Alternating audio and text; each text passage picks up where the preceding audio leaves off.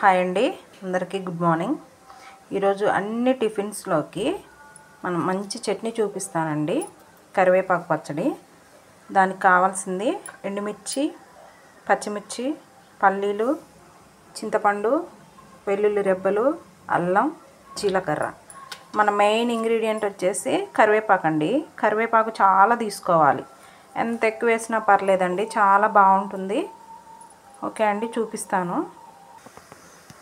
Okay, oil వేడెక్కిందండి. పచ్చిమిర్చి వేస్తున్నా. వీటిని మంచిగా రోస్ట్ చేద్దాం. పచ్చిమిర్చి వేగాయి కదండి, ఇప్పుడు ఎండుమిర్చి వేసి వేపుదాం. ఓకే, ఇప్పుడు పల్లీలు ఓకే అండి, ఇప్పుడు పల్లీలు వేగిపోయాయి కదా, అల్లం ముక్క వేస్తున్నాను. అల్లం కూడా వేగింది. ఇప్పుడు మన మెయిన్ ఇంగ్రీడియంట్ వచ్చేసి కరివేపాకు అండి. ఇంకా చాలా వేసుకోవచ్చు, నా దగ్గర ఇంతే ఉంది, ఇంతే వేస్తున్నా. చక్కగా కలుపుకుందాం. అన్నీ చక్కగా వేగిపోయాయండి.